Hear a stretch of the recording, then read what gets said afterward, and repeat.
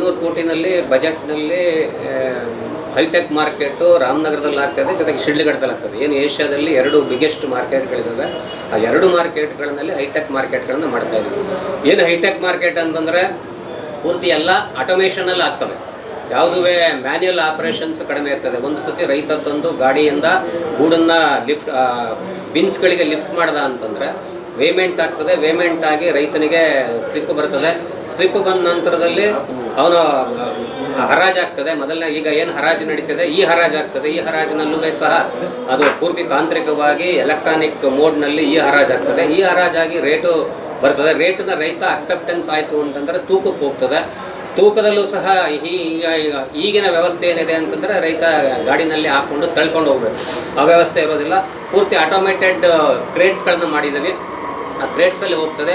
ಹೋಗ್ಬಿಟ್ಟು ವೇಮೆಂಟ್ ಆಗ್ತದೆ. ವೇಮೆಂಟ್ ಆಗಿ ವೇಮೆಂಟು ಪಾರದರ್ಶಕವಾಗ್ತದೆ. ರೈತನಿಗೆ ವೇಮೆಂಟ್ನು ಸಹ ಅಲ್ಲೇ ನೋಡಲಿಕ್ಕೆ ಅವಕಾಶ ಇದೆ. ಡೀಲರ್ಸ್ಗಳಿಗೂ ನೋಡೋಕ್ಕೆ ಸಹ ಮೇಲ್ಗಡೆ ಲಾಂಜ್ಗಳನ್ನು ಮಾಡಿದ್ದಾರೆ.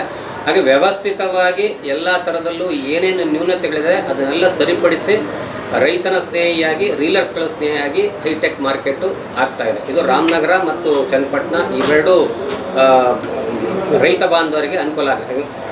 ಬರೀ ರಾಮನಗರ ಮಾರ್ಕೆಟು ಅಂತಂದರೆ ಬರೀ ರಾಮನಗರ ಚನ್ನಪಟ್ಟಣ ರೈತರುಗಳಿಗೆ ಸೀಮಿತ ಆಗಿಲ್ಲ. ಇವತ್ತು ಕರ್ನಾಟಕದಾದ್ಯಂತ ಬೇರೆ ಬೇರೆ ರಾಜ್ಯಗಳ ಸಹ ರೈತರುಗಳು ಇಲ್ಲಿ ಬರ್ತಾ ಇದ್ದಾರೆ. ಯಾಕೆ ಬರ್ತಾ ಇದ್ದಾರೆ ಅಂತಂದರೆ ಕಾಂಪಿಟೇಟಿವ್ ರೇಟ್ಗಳನ್ನು ಕೊಡುವಂಥ ರೀಲರ್ಸ್ಗಳು ರಾಮನಗರದಲ್ಲಿದ್ದಾರೆ, ರಾಮನಗರ ಚನ್ನಪಟ್ಟಣದಲ್ಲಿದ್ದಾರೆ. ಆ ಕಾರಣಕ್ಕೆ ಇವತ್ತು ಆಂಧ್ರದಿಂದ ಗೂಡು ತರ್ತಾರೆ, ತಮಿಳುನಾಡಿಂದ ಗೂಡು ತರ್ತಾರೆ, ಮಹಾರಾಷ್ಟ್ರದಿಂದ ಗೂಡು ತರ್ತಾರೆ. ಅದೇ ರೀತಿಯಲ್ಲಿ ನಮ್ಮ ಉತ್ತರ ಕರ್ನಾಟಕದ ಹಾವೇರಿ, ಬೆಳಗಾವಿ, ಬಿಜಾಪುರ ಈ ಕಡೆಯಿಂದನೂ ಸಹ ರೈತರು ಇಲ್ಲಿಗೆ ವ್ಯವಸ್ಥಿತವಾಗಿ ಇರೋದಕ್ಕೋಸ್ಕರ ಗೂಡನ್ನು ತರ್ತಾ ಇದ್ದಾರೆ. ಇನಾಗ್ರೇಷನ್ ಯಾವಾಗ ಸರ್? ಇದು ಆಗಸ್ಟ್ 15ಕ್ಕೆ ಅಂತ ಪ್ಲಾನ್ ಮಾಡಿದ್ದೀವಿ. ಇನ್ನೂ ಸ್ವಲ್ಪ ಆಟೋಮೇಷನ್ ಬಾಕಿ ಇರೋದ್ರಿಂದ ಸೆಕೆಂಡ್ ಫೇಸ್ನಲ್ಲಿ ಸೆಪ್ಟೆಂಬರ್ ಅಕ್ಟೋಬರ್ ಒಳಗಡೆ ಮಾಡಬೇಕು ಅನ್ನೋ ಯೋಜನೆಗಳನ್ನು ರೂಪಿಸಿಕೊಂಡು ಆ ದಿಸೆಯಲ್ಲಿ ಕೆಲಸ. ಅವಾಗ ಅದು ಹೈಟೆಕ್ ರನ್ ಆಗುತ್ತೆ ಸರ್. ಇಲ್ಲಿದು ಮತ್ತು ಚನ್ನಪಟ್ಟಣ ಕ್ಲೋಸ್ ಮಾಡ್ತೀರಾ ಅಥವಾ ಹೇಗಿರುತ್ತೆ ಸರ್? ಪ್ರಾಯಶಃ ಅದನ್ನು ಗೌರ್ಮೆಂಟಲ್ಲಿ ಡಿಸಿಷನ್ ಆಗಬೇಕು. ಅಂದರೆ 3 ಮಾರ್ಕೆಟನ್ನು 10 ಕಿಲೋಮೀಟರ್ ವ್ಯಾಪ್ತಿಯಲ್ಲಿ ನಡೆಸಲಿಕ್ಕೆ ಆಗೋದಿಲ್ಲ.